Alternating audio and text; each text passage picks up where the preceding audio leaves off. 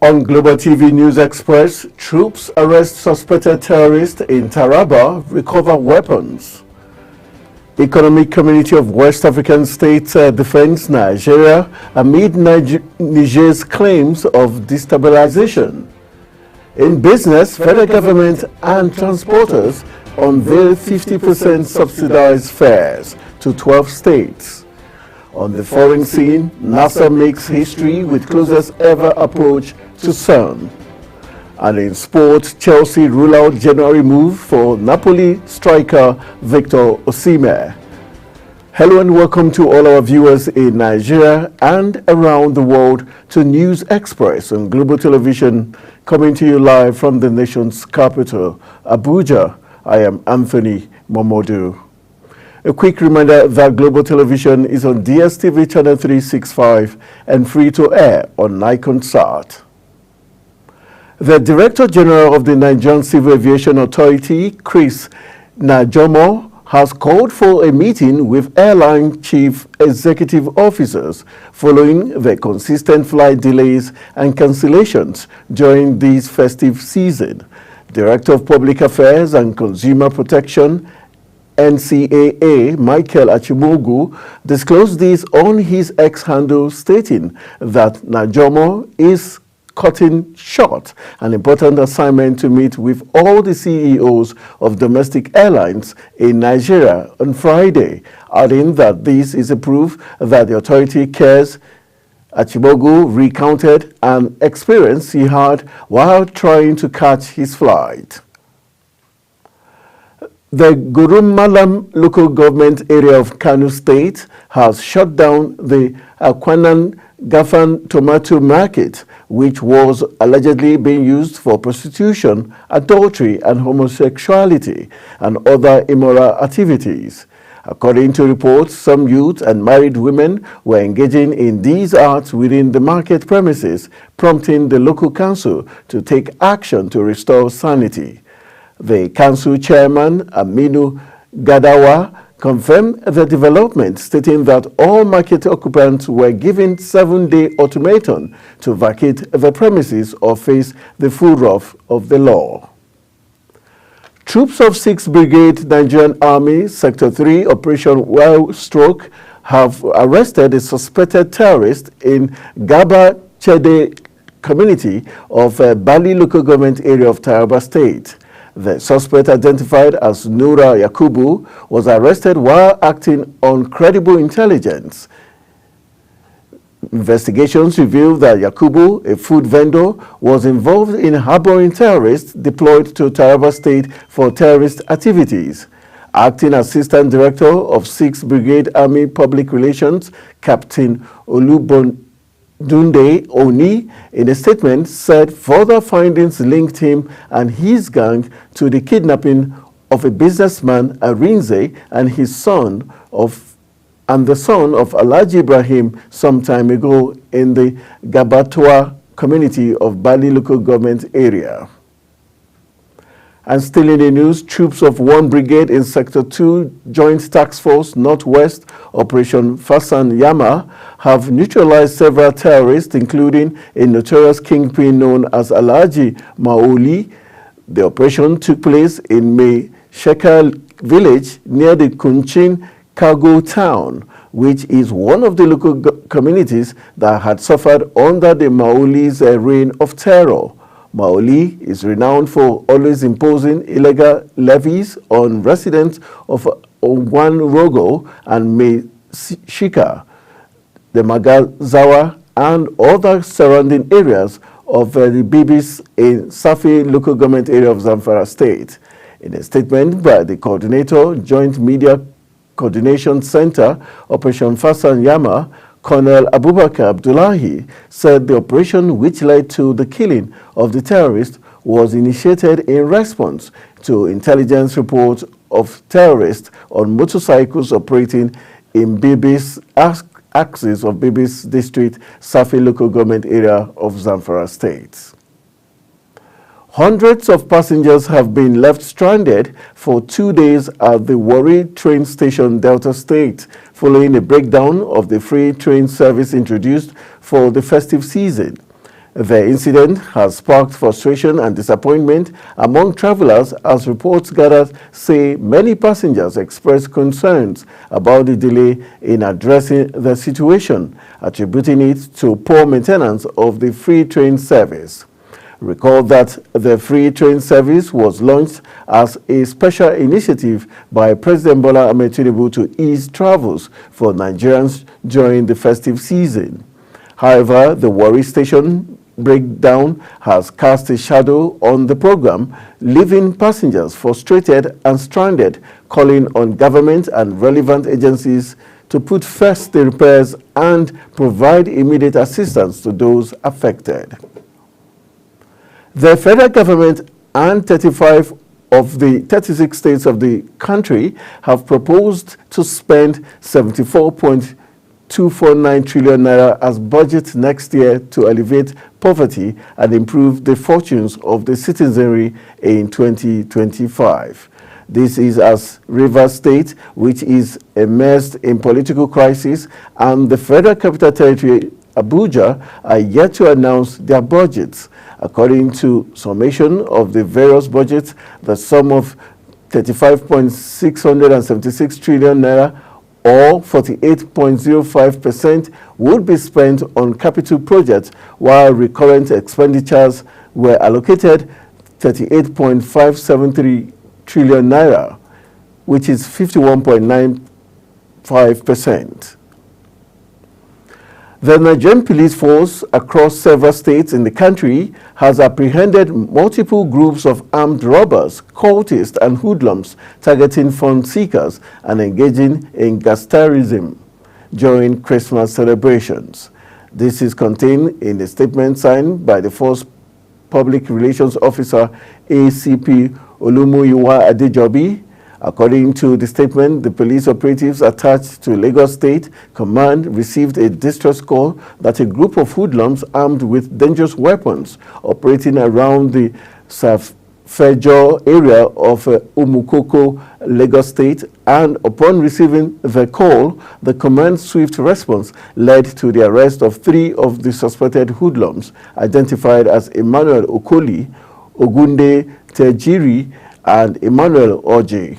The statement added that police operatives attached to the Saminaka Division of Kaduna State Command successfully apprehended one Sule Muhammad, who is said to be actively involved in multiple kidnapping incidents within the Saminaka area, and further investigation led to the recovery of a fabricated AK-47 rifle from the suspect, who confessed to being a member of a notorious kidnapping gang. The Defense Headquarters DHQ has issued a stern warning to communities over harboring terrorists. The Chief of Defense Staff, General Christopher Musa, gave the warning when he visited troops in Gingian Cantonment, Sokoto. According to him, there was no mistake in the Christmas Day airstrike targeted at the Lakurowa terrorist group in Sokoto State, where a fighter jet bombed 2 communities in Silami local government area, killing suspected terrorists. But the Sokoto State government said 10 civilians were mistakenly killed in the bombing. General Musa stated that regardless of the controversy surrounding the airstrikes, the military would continue with its operations and would not relent in fighting criminal elements, but would avoid civilian casualties. On the judicial matters, the Center for Social Legal Studies has called on the Chief Justice of Nigeria to fast-track the introduction of electronic processes in court, as the continued manual practice of proceedings is one of the reasons why cases are delayed and proceedings go on indefinitely. Professor Yemi Akinseye George SAN made the call during a capacity building workshop themed National Minimum Standard for the Effective Implementation of the Administration of Criminal Justice Act 2015. He said the continued practice of judges writing down court proceedings manually or in longhand is condemnable and barbaric, According to him, this is one of the reasons cases are delayed and proceedings go on indefinitely. He therefore urged the CJN to issue an urgent deadline for the introduction of the e-filing, e-service, e-assignment, and e-recording of court proceedings. Nigerian military leader General Abdurrahmani Tiani has raised fresh allegations against the federal government of Nigeria, but the Nigerian government has countered their claims, saying they were nothing but issues of lies. Tiani, in an interview, accused President Bola Ahmed Tinubu of conniving with France to destabilize Niger Republic, but the Nigeria's Minister of Information and National Orientation, Mohammed Idris, described the allegation as baseless. The recent development has further strained the delicate relationship between Nigeria and its closest neighbor, Niger, and by extension, the Economic Community of West African States. Earlier last Friday, the Nigerian authorities had alleged that the Lakurua terrorist group, with the help of foreign security forces, including Nigeria's, were responsible for the attack on the Niger-Benin oil pipeline on December 13, 2024 in Gaya, Dosso region of Niger Republic. The Ministry of Foreign Affairs had debunked the allegations and assured that Nigeria would continue to explore peaceful means to maintain its cordial relationship with Niger for the benefit of the people of both nations. Meanwhile, the Economic Community of West African States, ECOWAS, has come to Nigeria's defense after claims by Niger that it was plotting to destabilize its neighbor. The West Africa Regional Bloc, in a statement, rejected the accusations, noting that for years, Nigeria has supported peace and security of several countries, not only in the West African sub-region, but also on the African continent. ECOWAS therefore refutes any suggestion that such a generous and magnanimous country would become a state sponsor of terrorism. Also, the National Security Advisor, Nuhu Ribadu, has said that Nigeria has never allowed and will never allow any foreign military base in the country. Ribadu said this in response to allegations leveled by the military president of Niger Republic, Abdurrahmani Tiani, who accused Nigeria of preparing a base for France in the north. According to him, Nigeria is living peacefully with other neighboring countries, including Chad, Benin, Cameroon, and the like, adding that there is no reason at all for the country to cause any harm to the Niger Republic. He further pointed out that a request for a military base by the United States was rejected by Nigeria, adding that even the United Kingdom, which colonized the country, was refused the same, not to talk of France. You're watching News Express on Global Television, coming to you live from the nation's capital, Abuja. When News Express returns, China to build the world's largest hydropower dam in Tibet. Details of that, as well as business and sports stories, coming right after the break. Please stay with us.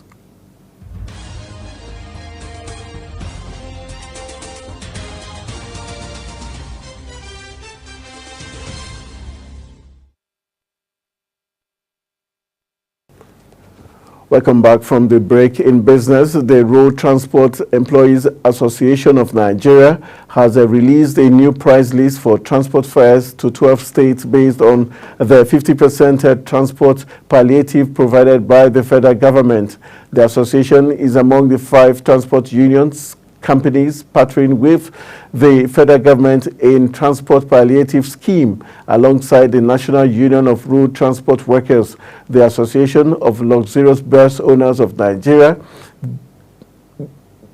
God is Good Motors, and the National Association of Road Transport Owners. They had signed a memorandum of understanding with the federal government to ease the transportation burden on Nigerians willing to travel between December 24, 2024 to January 5, 2025. But barely 72 hours after the federal government, through the Ministry of Transportation, commenced the transport palliative to support Nigerians during the Yuletide, God is good motors and the return seem to be the ones working.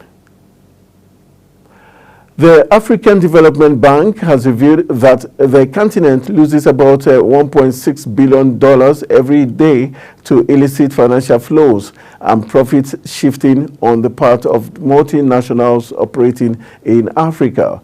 Chief Economist of AFDB, Kelvin Orama, made the disclosure in an interview. According to the International Monetary Fund, illicit financial flows refer to the movement of money across the borders that is illegal in its source, e.g. corruption, smuggling, its transfer, and its use. For decades, the IMF has played a key role in international efforts to combat these opaque and often destabilizing transfers. It also has long-standing concerns with flows that are not strictly illegal but are associated with tax avoidance.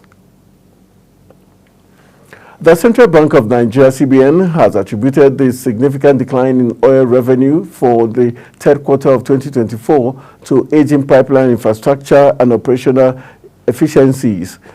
According to the Apex Bank's latest economic reports for the third quarter of 2024, oil revenue fell by 24.72% to 1.30 trillion naira compared to the second quarter of 2024. This drop was largely due to the low receipts from petroleum profits tax and royalties. Also, the revenue figure fell short of the quarterly target by 75.39%, primarily due to frequent shut-ins caused by deteriorating pipelines and installations. On the foreign scene, a NASA spacecraft has made history by surviving the closest ever approach to the Sun. Scientists received a signal from the Parker Solar Probe just before midnight on Thursday after it had been out of communication for several days during its burning hot flyby. NASA said the probe was safe and operating normally after it passed just 3.8 million miles, about 6.1 million kilometers from the solar surface. The probe plunged into star's outer atmosphere on Christmas Eve, enduring brutal temperatures and extreme radiation in a quest to better an understanding of how the sun works. China has approved the construction of what will be the world's largest hydropower dam, stoking concerns about displacement of communities in Tibet and environmental impact downstream in India and Bangladesh. The dam, which will be located in the lower reaches of the Yalong Sampo River, would generate 3 times more energy than the 3 George dams, currently the world's largest hydropower plants. Chinese state media has described the development as a safe project that prioritizes ecological protection, saying it will boost local prosperity and contribute to Beijing's climate neutrality goals. Human rights groups and experts, however, have raised concerns about the development knocking on effects. German President Frank-Walter Steinmeier has dissolved parliament, confirming the expected date of February 23, 2025 for the early general election prompted by the collapse of the Olaf Scholz government last month. Scholz's coalition was brought down by internal fights over how to revive Europe's largest economy, but a deadly car-running attack at Christmas market last week has renewed the country's heated debates over security and immigration. Confirming the date for the election, Steinmeier emphasized a need for political stability and appealed for the campaign to be conducted with respect and decency. In sports, Chelsea is reportedly not planning another move for Napoli striker Victor Osimhen in the upcoming January transfer window. Despite a previous interest in the Nigerian international, the 25-year-old currently on loan at Galatasaray has been in sensational form, scoring 12 goals in 15 appearances across all competitions, including 2 in last month's Europa League victory over Tottenham Hotspur. Osimhen's loan move from Napoli followed a breakdown in his relationship with the Serie A club. According to reports, Chelsea, who are currently second in the Premier League table, will not pursue Osimhen in January, instead putting first a long-term strategy to strengthen their attacking options. Liverpool and Slot has said it was too early to say his side were on course for the Premier League title after a 3-1 win over Leicester extended their lead at the top of the table. His comment comes as Liverpool moved 7 points clear of second-place Chelsea with a game in hand, although Arsenal can climb to within 6 points when they host Ipswich on Friday. But the Dutch manager Slot, in his first season in charge since succeeding Jurgen Klopp, remains cautious about the prospect of bringing the Premier League title to Anfield for the first time since 2020. Ruben Amorim admitted he had no idea how long it would take for him to revive Manchester United.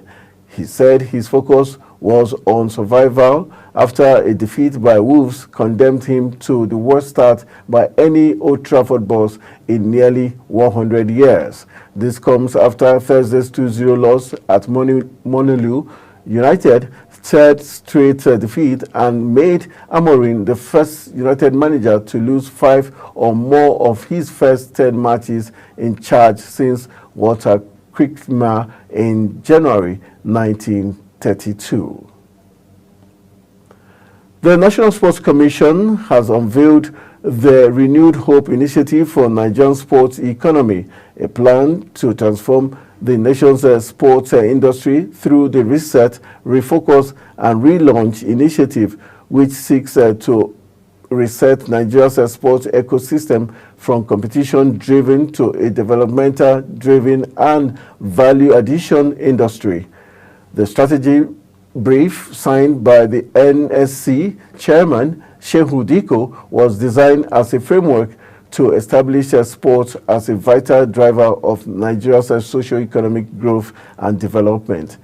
The Diko-led NSC has set an ambitious objective and roadmap to unlock the potential of the sports economy by revitalizing infrastructure, fostering grassroots development hinged on school sports and professional academy programs, and promoting private sector engagement, investment in sports, and sustainable, credible participation across all competition.